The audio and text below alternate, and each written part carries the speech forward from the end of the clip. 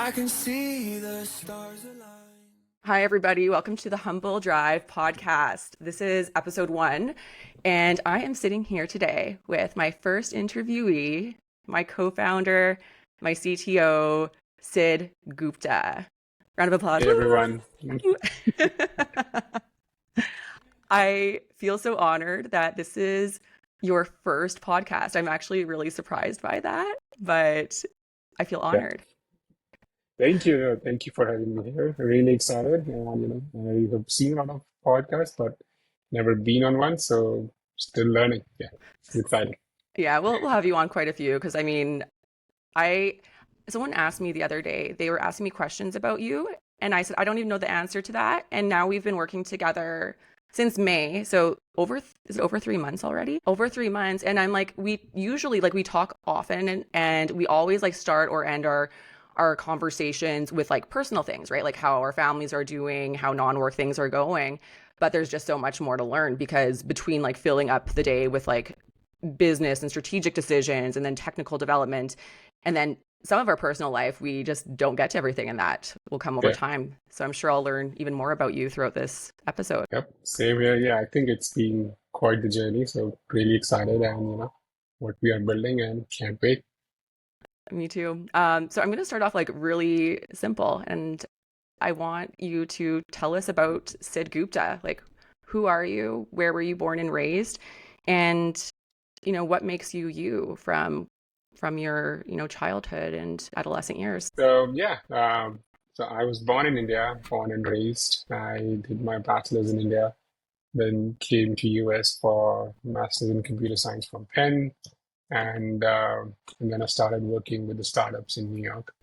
And since then, it's been quite a long road. I've been working in the startups with the banks and investment banks and everyone for a little over 15 years now, and it's really fun. I've been learning a lot how the softwares are built, and to the core of my heart, the three basic things I always recognize is a being fair to who you are working with. Always be willing to learn more. You never know where you can get the good ideas from. It could be somebody you're talking on the street or somebody in your team who has just joined. And also at the same time, learn what the users are looking at, what they are most interested in from the app.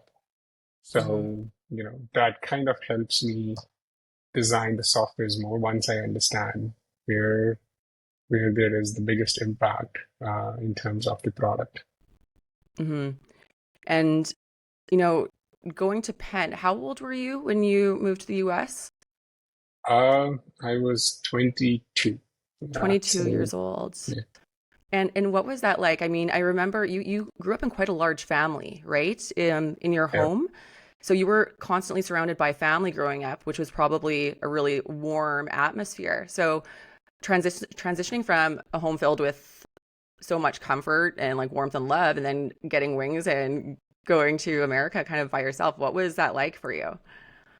It was, to be honest, a bit scary in the beginning, when you're used to meeting so many people every day, every hour, to like pretty much on your own. So teaching yourself things you have to now take care of. So all of a sudden start learning a very different reality of life. So that's definitely the first lesson for anyone who comes, and changes the course of life. And also at the same time, it's a big opportunity for you to learn, how to build applications, the computer science. Penn is a great school, so you learn a lot every day. You're constantly challenged by different levels of problems, working with some of the brightest minds in the industry and people who have really strong background in computer science. So there are a lot of opportunities to learn. So I always looked at it as a way to evolve and grow both personally and professionally. Somebody who hasn't learned how to cook food, I figured out how to cook food and, make new friends, build new community of people, join new ventures, and at the same time, learn new hobbies as well. I didn't even think of that, Sid. I mean, coming from such a large family, I guess you didn't ever have to cook yourself a meal until you left home, right? No, yeah. I mean, it's a big family, Yeah. so you pretty much didn't.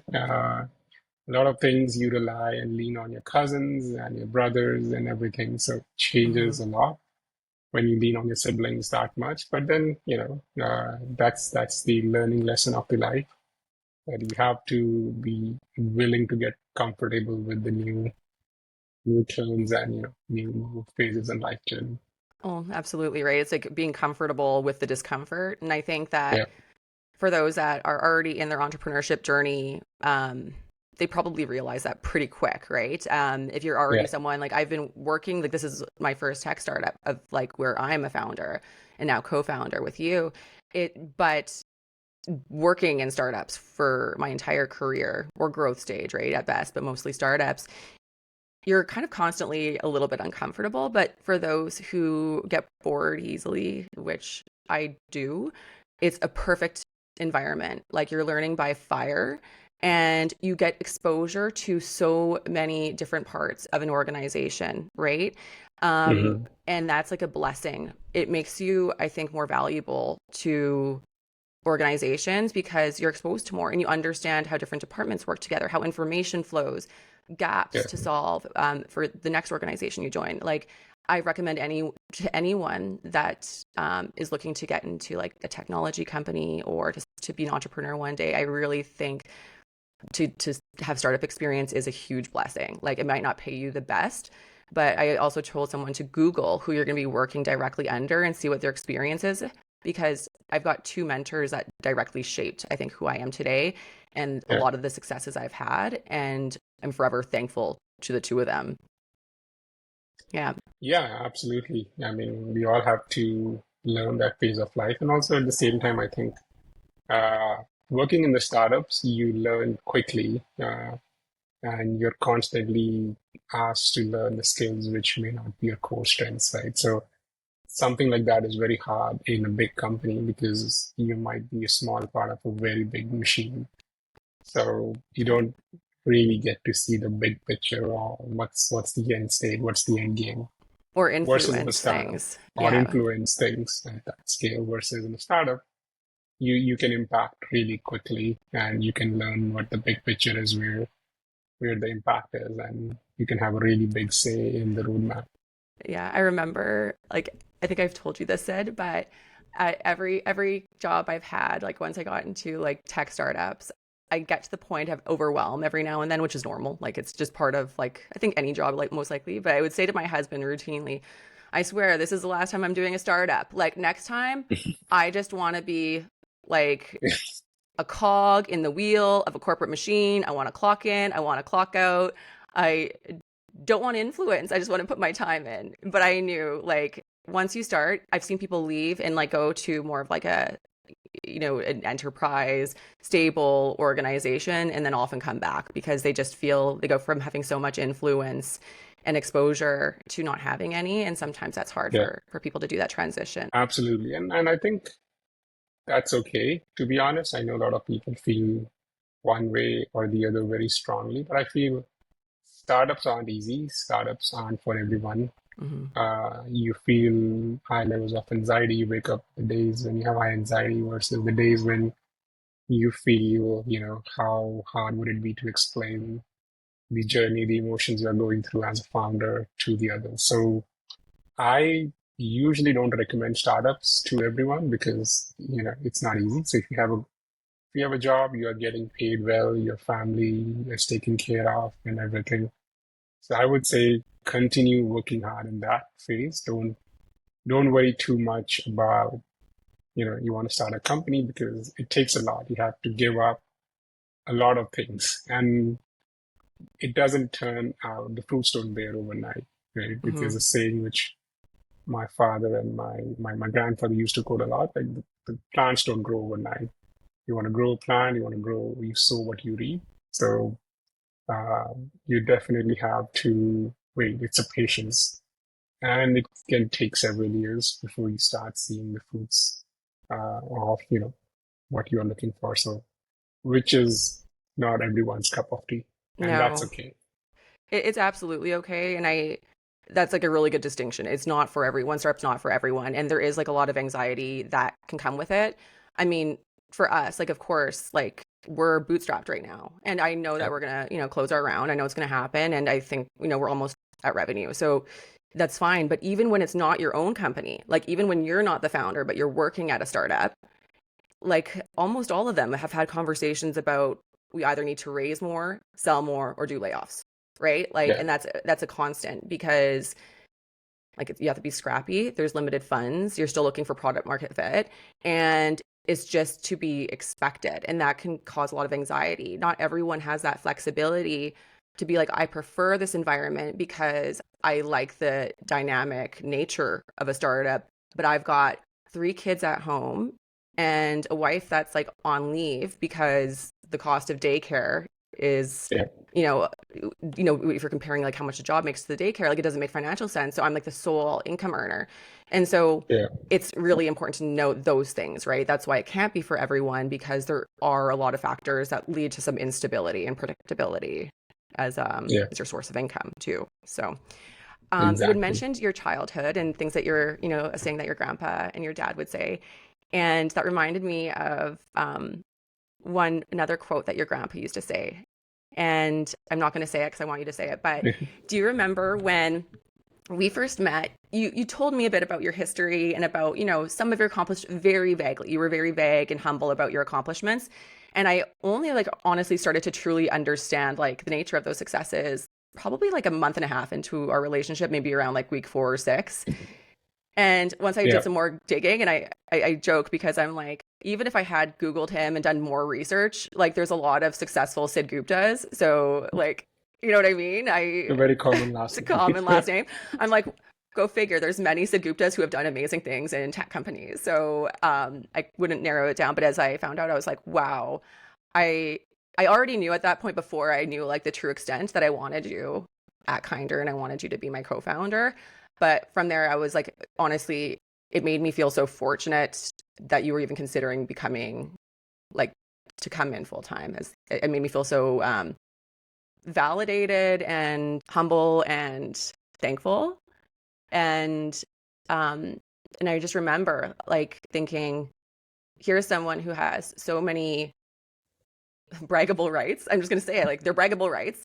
And when you're kind of sourcing like a co-founder, a lot of individuals want their foot in the door. They want that opportunity and they lead with, I've done this is why I'm a good fit. And there's nothing wrong with that. And you were more like held back on that. And I don't want to say the accomplishments because we'll get to those, but you had mentioned one quote that your grandpa had said. Do you know which one I'm talking about? There are many, but you can give me a little hint. Yeah, but there are many which comes to my mind all the time. You Yeah. said that it's success should be worn. Do you know what I'm saying? Yeah. Okay. It's you should wear your success like a t-shirt, not like a tuxedo. Yeah. That's yes. That's it. Yeah. I love that saying.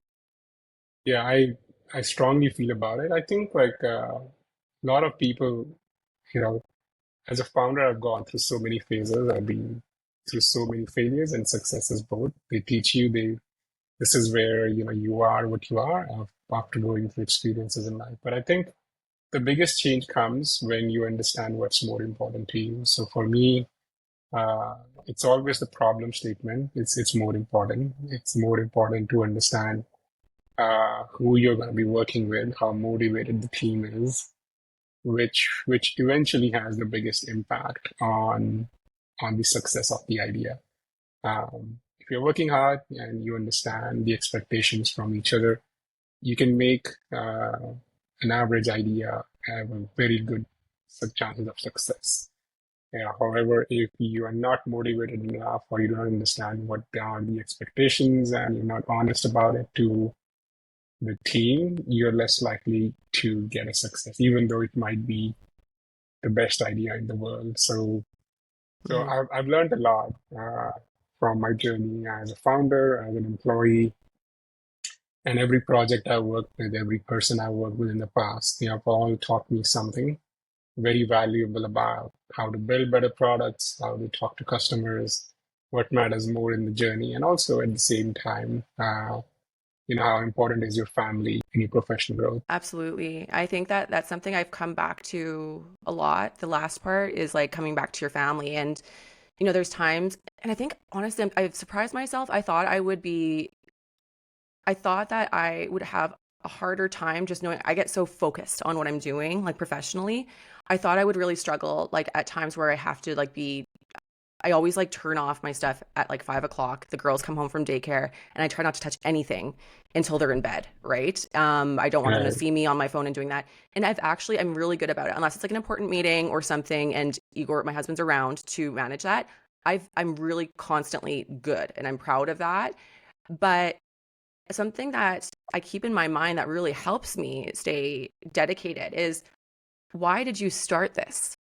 Like, why did you start Kindr? Why did you leave stable income, a really good executive salary to start this unknown? And a large part of it, not the entire thing, is for them, right? For them, Yeah. because I want to build something that can improve the world, that can change the world from them, but also to provide our family, hopefully, a little bit more freedom. Where if I want to take them to an animal sanctuary for a month and do some remote learning and show them Yeah. about how to like put kindness and empathy into practice, that we don't have to worry about getting fired for wanting to take off a month and do these experiences with our family, right? To have some sort of stability and freedom in the future. And if you come back to that, it's the most important thing. It's them. I want to be a good example for them and I want to spend that quality time with them. And so that makes it easier, right? Yeah. It's just really puts things into perspective. Speaking about now, I want to go into like the bragging rights part, because it's called like, the podcast is The Humble Road. But Yeah. I think that there are some amazing accomplishments that you have achieved. And so why don't you just tell us a little bit about that? Tell us kind of about what happened after you left college and how that got you to where you are today.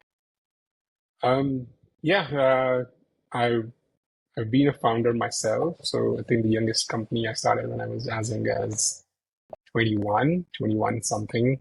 Uh, Obviously very young. You get fueled more by the passion to do versus the reality. So it didn't really work. So the company, we had to shut it down and move on. But there were tons and tons of lessons learned. Was that Then I after think school? this right before Right before, when okay. school was finished and stuff, but it kind of didn't work out very well. So learned a lot. And then I was around 27, 28. I had gotten married. My wife, she's been my biggest supporter of my journey, and she's like my rock. Uh, and then started another one. The company, we made the product, we did pretty well. We were hoping to get some really good traction, but the market fit wasn't quite there. So Mhm. that's the first time I learned about the product market fit, the research needed, what really defines a good product, and how do you want to do research and stuff. So followed by then I worked with a couple of big banks, and I did pretty good. I was couple of almost two times, maybe three times. I was the founding engineer and asked to grow the team, writing code myself. And I still love writing the code every day. I think it's an important, very close to my heart, writing the code. And then from there onwards, I started the third venture, which was pretty close, the Paragon. I connected with my colleagues, and we built a product, we built an MVP, and we eventually got a really good exit over there as well. Learned a lot about the products, learned a lot about how to build the company, and uh, and then transitioned into healthcare, which was again very, very different road ahead. So this is me starting from the ad tech, my journey in the ad tech slash startups into fintech, from fintech into healthcare, and still build a great product. We had some decent revenue, but then we decided to venture into medical research. So I had to sell my equity to the private investors and the founders, and so took that as an exit, and then into the different domains now. So Mhm. the one thing I've learned a lot in every project, in every collaboration, is to always be willing to learn. You never know what you don't know, so you have to be very, very open to accepting new ideas and also how just the industry works. There's always a learning lesson, and I've learned so much on different avenues, how everything works, how the products, how technology can influence it. I've used and built products in Adobe Flex or Code Fusion, which I don't know if anyone has heard. They have been outdated and deprecated since like 2009 or 10, maybe, I think. Yeah. From Cold Fusion Flex to now all the way into using AI and things like serverless on the cloud in the last 5, 7 years. So it has really come a long way. And started my career as a UI developer. From the UI developer, went into the backend, from backend to big data, from big data into the AI space, into the ESG space. So it's definitely a lot. I think the industry has definitely evolved a lot. The technology is changing very quickly how many resources you have, but it helps you grow as an individual. If at the core you keep the learning lesson, you're not starving, like always be willing to learn no matter what. I think that's critical. And I think, tell me if you disagree on this, but because with technology, it changes so fast and it's like you need to stay green. It's like you have to be Yeah. evergreen and always taking the time to learn what's new. It's critical. And so do you think that it comes down to people are like doing this anyway because they're passionate about it? Or would you give advice to maybe some existing business owners to be making sure they're giving time allocated from every week to stay on top of that? Because if you don't have that, then you're not going to stay on top of how to be the most efficient and, create these low latency solutions. So like I was at Yeah. an organization where it was an older company and a long time, right? And I don't think that they ever provided this until more recently. And a lot of the staff that had been there for a long time, the legacy staff, hadn't been provided the ability to learn. And that showed, right, in a monolithic All right. product that had so much technical debt. And so what is your stance on that? Yeah, I think it depends a lot. Personally, I think I prefer to allocate time for myself to upskill because there are always better ways to build products, quicker ways to build the same stack. I recommend everyone that if they can afford at least 5 to 10% of their time on weekly basis to reserve that to just learn what's the latest in the industry. Uh, Networking really helps a lot, which I know is not very easy for people in the software industry because, um, an average technologist is a lot more introvert than an average non-technologist. Hmm. So I think it helps a lot if you network, if you learn new skills. And especially for founders, they have to be comfortable with uh, the ambiguity because not everything is going to be part of the book. Like, read the chapters 1 to 10 and you will be a successful founder. It doesn't, the journey doesn't work like that. Mm. Um, you have to get comfortable with the unknowns, things which you don't know, and are especially not part of the core strengths. And same applies now to even being an engineer. As you are writing code, you're testing applications, you are collaborating with the team. Um, Keep it in mindset that there's always more than one way to build better products. So I highly encourage individuals who are especially in the leadership roles to always adopt an open mind um, and keep it as a bi-directional lane when you're collaborating with the other people. You never know how easy it might be. I've learned a lot from some of the people who have been, if we look at the titles, they might be interns or analysts, but I've learned a lot, which has helped me save my time to build better products. And also eventually that's part of growing up as a leader. Absolutely. And for anyone that's listening that's maybe younger than us, even though Yeah. we're very young and fresh, no.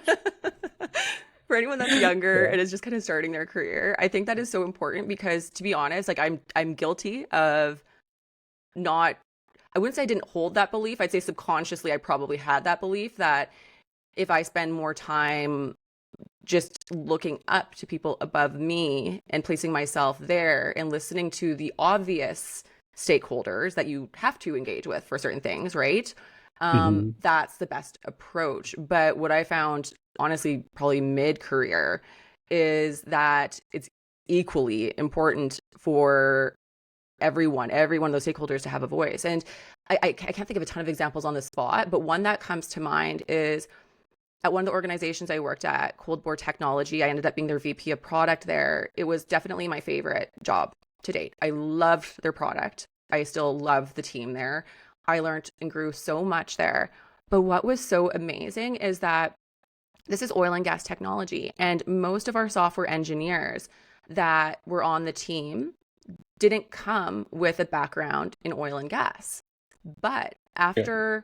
after a few years of like working together and then finally getting a product team in there and us creating these cadences of like stand-ups and group meetings between like product and the engineers in a really tight bond, what would start to happen is we had these personal relationships, right? And so engineers that maybe wouldn't typically talk to me if I was always remote or not bonding with them, maybe wouldn't approach me or feel as comfortable. But Yeah. because we had now a friendship, if I gave all of the requirements for like a sprint, right, I would have them coming up to me and going, "Hey, Jamie, I know that you had this, but I remember you saying a couple weeks ago that on the roadmap you want to do this." And so I was thinking, why don't we take that from here, put it in this sprint, and we can actually push this feature next week because X, Y, Z, Yeah. things that I wouldn't know because I'm not a technical resource. But they are. Yep. They have listened to me. They have heard the customer's request, and it's not even there in the scope of work. Yet they remember. And that's when everyone starts to work together. It's like magic, right? Like you're flowing together. And Yeah. it was so amazing to be like a part of that journey and just see what happens when you're like building that good culture, those opportunities, those relationships, and sharing information and listening. Um, Exactly. it's Yeah. incredible the amount of money that can be saved and the amount of money that can be Yeah. earned, because if a customer is willing to pay for a feature and if you can push it, like put it to production earlier, that's money earlier. Exactly. Yeah. I think like that's really important. Like as not just as an individual, but more important, even as a leader, you have to be very willing to share the information with your peers, be transparent, and then explain them what the vision is, what the mission is, how you're planning to achieve there, get their inputs.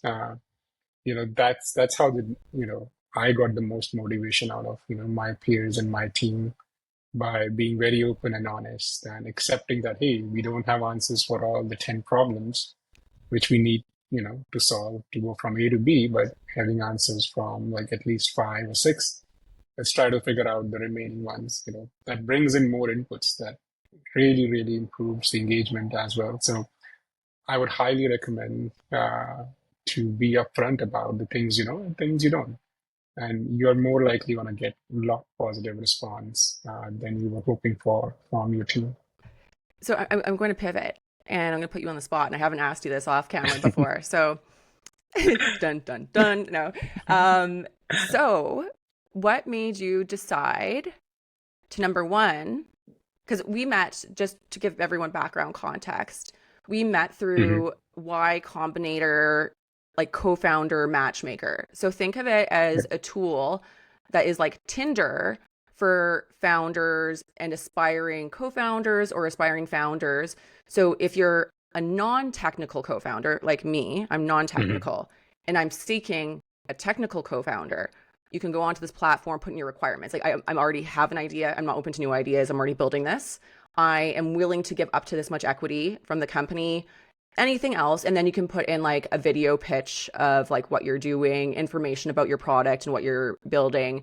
And then based on your like search parameters, like I said, I think I'm willing to do North America. I think that's where I limited it to a co-founder.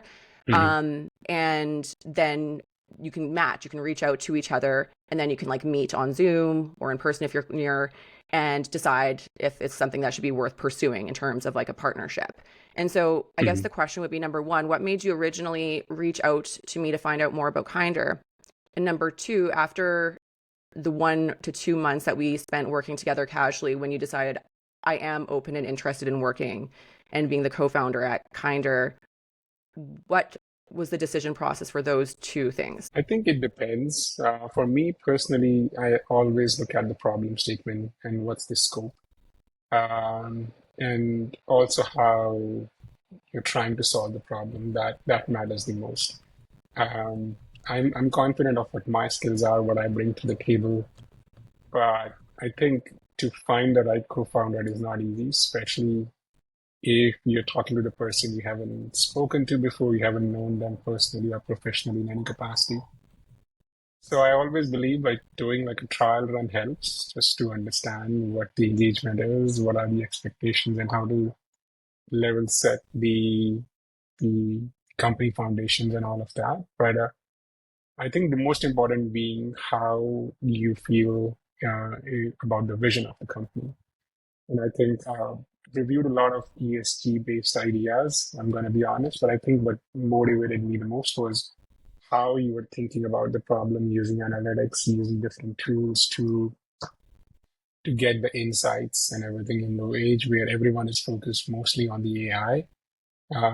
Your idea to keep it really simple on the design, to show the impact to the investors and to impact organizations on what they can do to change the world was what, the huge check mark for me. And I think something like that is not easy to design because you are intentionally keeping it really simple.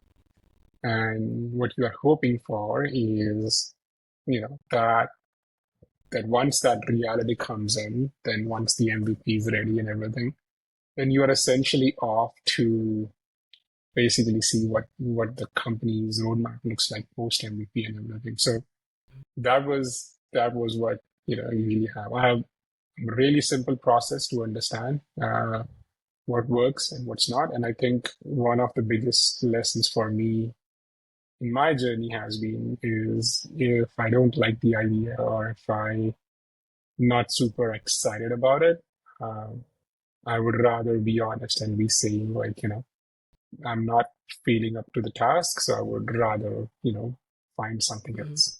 Uh, and I'm okay with letting it go. Yeah, that's how I deal with the things. And If you were really open something about doesn't that work, too. You yeah, from day one, because we met the first time. I think we originally had like a 30-minute session booked and we went over like either like an hour yeah, and a half. And I remember because I yeah, was at my hairdresser's, I hadn't had time. Like I think Sid was maybe like the third or fourth person I had met on Y Combinator. Nothing wrong with the other matches or anything. It just didn't feel like I feel like certain things you just kind of know when it's the one. You know what yeah, I mean? Like you just kind of know. Not that I've done that before with a co-founder, but I just thought I would have like a feeling. And so when we met, I didn't know what to expect again because I didn't have time to actually do any research. And had I, again, it wouldn't have yielded like specific results because there are multiple Sid Guptas, but only one real Sid Gupta. Um, and so I went in kind of blind and then I had foils on my head. So I quickly turned on my camera and I was like, I'm sorry, I'm going to turn my camera off. I have a head full of foils, but yeah, let's get to know each other. And so we just got into like the best conversation and you had mentioned exactly that. It was that, you were looking into more ESG solutions. It seems that we're tackling the problem differently at Kindr and you want to hear more. And then of course I was like, okay, I'm going to just give you an overhaul of information because I'm passionate about it. And so I did my word vomit and you had mentioned like you were very honest and transparent and you said, I like the idea and I think I want to learn more, but this isn't my first rodeo. And I've learned that it's like a marriage and it can be the best idea in the world and it might not come to fruition or be successful if it's not the right team. And it could be like an idea that isn't innovative whatsoever. So that's something that's yeah, already being done. It's a saturated market. There's no real like difference, like differentiating value yeah, prop. But if you have the right team and the right people, the right energy, it could be a huge success. And so let's get to yeah, know each other a little bit better and see if our vision aligns like kind of in the medium term and how our chemistry is, and then kind of go from there. And so yeah, after that call, like I got such a good feeling like from you and that was before I knew much about like your track record. I could tell by your humble confidence that you had like nothing to hide.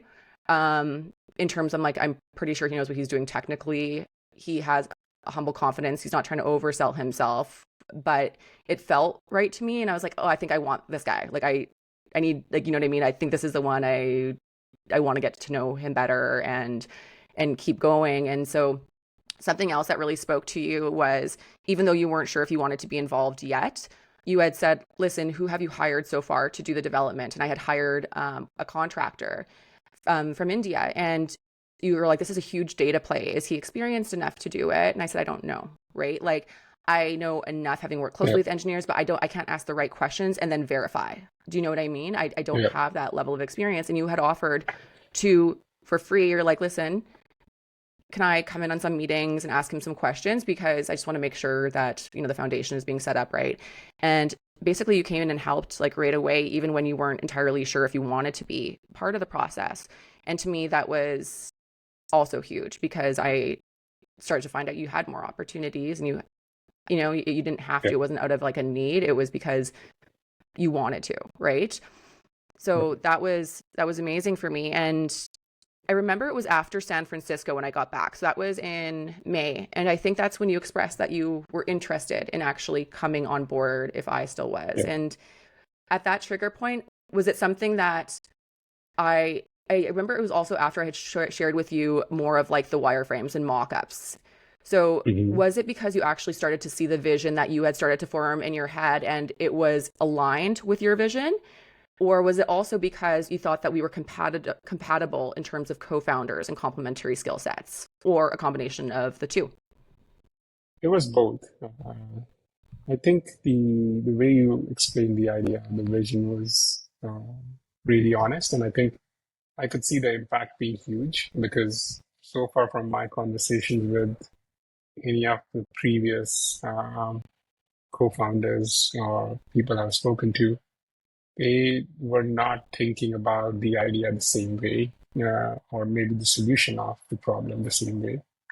And I think the second part being my prior experience in the similar space with similar-ish tools. You know, I hadn't thought of that they could be also used to solve a very different problem in a very different industry either. So that was like a learning lesson for me. When I saw the wireframes and the designs, it was even more clear for me to understand something like this could have a huge impact. And the devil is in the details, obviously. So that means, you know, walking through the wireframes, understanding the user engagement and the workflow. Devil's always in the details, isn't it? Yeah. So that's where I think it requires a little bit more hand-holding to make sure that it's carried out. And the team which we have right now, they are definitely people working hard, and also at the same time, you know, very lucky to have the team which we have, so that we can, you know, see the MVP going down a successful road. Beta. I know I keep going now beta's starting to stick. So not to mince words, we have an MVP, but it's not our custom tool. It's like a softer, like, so kind of no code, low code tied in with Airtable. And that was used to like validate, but we are actually likely going to be onboarding clients to that and then transferring over to beta post deployment. But beta is kind of like the MVP because it's our first like proprietary custom platform, which will completely scale with. Yeah. So something that I want to say is you're someone that's easy to learn from, because you have a lot of knowledge, you read a lot, you've had a lot of experience and you share it humbly. So I want to know, how do you stay humble throughout your successes? Do you find that it's inherent because you grew up around men that are humble? And I have to ask this question. I'm going to ask everyone this question because it's the Humble Road. I'm still getting used to the name because I just picked it last night. It's the Humble Road podcast, and I want everyone I interview or have as like someone I have a discussion with on here, I want them to kind of remind themselves and us like what's some good tips, because I think that a lot of people are humble by nature, right? Even outside, even if they were to just not have these huge moments in their professional career, right? But what I've heard from some entrepreneurs is that they always have been, but they've learned from some people who've been there before that they've gone through kind of like a dark period where they don't think they were quite themselves after hitting a level of success and then had to kind of recalibrate. And so, Mhm. yeah, like what has kept you humble throughout your career and your Um, successes? to be honest, it's just the willingness to be in that learning mode always. Even though I'm a technologist, computer science wasn't my first choice of professional career. But I'm glad my family pushed into that industry. So, but I think the willingness to be in the learning mode always helps me. I talk to people who are not technologists, understanding what they do, how they do it, what are the problems they are facing, and then in my own head, I try to see how can I use technology to make their lives easier. What I think was working 5 years ago, it may not be true anymore, or vice versa. So I think that helps me a lot. And I think the biggest one being reading. I think I love to read, and if I was not writing code, probably reading. And I find, that has taught me a lot of important things. Like, for example, if you love what you do, or if you do what you love, then it doesn't feel like a job. So for me, it doesn't feel like a job if I'm writing code because you kind of have trained your mindset to solve people's problems across the industries. It could Yeah. be an analyst on an investment bank's trading floor, or it could be even going into like a restaurant and solving the problem for that industry, or even it could be developing a new solution using AI. Whatever that is, as long as you are willing to learn and try out new things, it helps you grow. And as I've grown across different, learning different tools and industries, I've realized there's always the more I thought I knew was the less I knew. And that's when I figured out that, keeping your head, you know, in a straight line where, you're always in that mode. So that helps me. Again, it's a personal thing. I hope it works for more people, but there are, different personal motivations which everyone has. So for me, it's like, going back to the same quote, wear your success like a t-shirt, not like a tuxedo. That's going to be the name of the episode. That's a good one. I think something that's really humbling is you captured one of those things, right? Which is you're constantly learning from others. Right now, you haven't met them yet, but we have two students working for us through the Venture for Capital Entrepreneurship Program, and they're helping us with some of our selection for our first initiatives that we're putting on Kindr to the public. And a lot of that's using social media strategy, right? And so, of course, they're Gen Z, and I gave them like a task that was not too hard, but I needed help with, right? And I thought, like in my mind, I probably know what they're going to come up with, but I'm not sure. You know what I mean? And yesterday we were going over some of the results, and I was so impressed, honestly, because I used to do a lot of social media like 7 years ago. I don't know, before I got like really into my career and just didn't have time as much for it, right? Like I had the team member doing all of our digital marketing. And Mhm. I was like, she put so much thought into this, and it's so well done, and the strategy is so sound. And I'm like, this is amazing, right? And so it goes back to what you know and then what you don't know. But even the things you don't know anymore. You know what I mean? Because they've changed. Exactly. And so Yeah. that's humbling. But something else I've found so incredible, and I can't stop talking about it to anyone who will listen, is the ecosystem for startups and for entrepreneurs is really strong here in Calgary anyways. And I think it's probably more so globally because there's ecosystems you can be a part of. But some of not just our advisors did, but more so people like Chad, right? He's going to be on the show eventually. He's Mhm. like a 4-time founder. This is his first technical company, but he's busy. They're going public in like 30 days now. He's, most of his clients are in Europe, and so he's gone all the time, and he constantly is there to give me to be an ear and to give advice whenever I need it. And I feel bad reaching out because I know what his schedule's like, but I do it anyway because sometimes I need it. And Right. the willingness to help, not just from him, but people, busy people who have their own companies, but are further along or have been there, they're willing to Mhm. help if you ask. They're not just saying it to be nice. I haven't encountered that yet where someone has offered help and then I've taken them up on it and they haven't followed through. They've always said it and they meant it. And they were there if I needed that help. And so that's also really humbling because people, once they get to a certain level of success or they're starting to make some traction, I think that they're paying it forward. They understand that there were so many people that helped them in their journey, and they understand it's part of this program. You have to also help those that are behind you. Exactly. Yeah, I think that's really how it works. Like, if people will always help you if you're willing to ask. So ask for help where it's needed. It's okay if you don't get the right response, but do not give up on your dreams. Continue to work hard. That's absolutely true. So I know we're over time, and I'm going to end it with 2 more lighthearted questions. And so the question is, and I do have a couple written down. That's why it looks like I'm reading, because I am. I'm like, which one do I want to give him?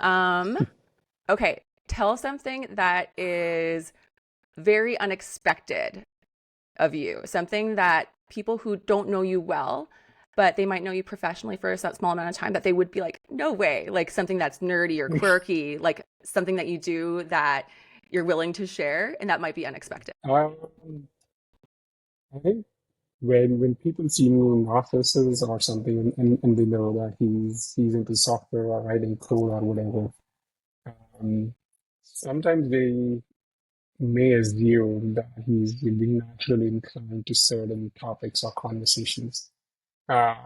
So they may get surprised sometimes when they see me understanding, hey, how do you make a cup of coffee? How do you make a latte art? Which not many of people know. I've been practicing latte art for quite a while. Previous business partners, they were able to see some part of it, and sometimes, you're not really doing a good job. So I practice those things which are nothing related to software or any of the traditional ecosystem you would relate to people doing it. I do it because I think it's fun. And at the same time, it opens up more opportunities to talk to more people. Mm-hmm. Absolutely. Yes, I know you love coffee like me, but yours takes longer to brew. I'm an espresso aficionado. Yeah. You have some custom process that your 3-year-old son makes fun of you for.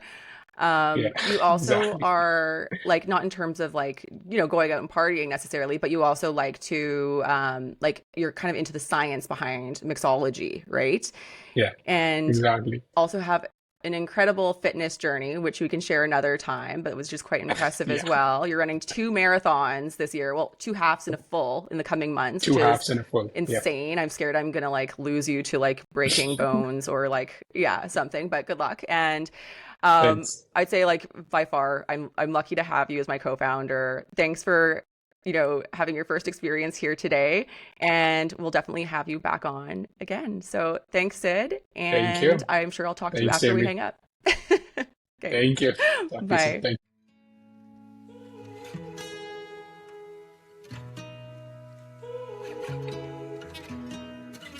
I can see the stars align, dance around the moon every night, and now my eyes are open wide, and the sky has never looked so bright. And I don't need to see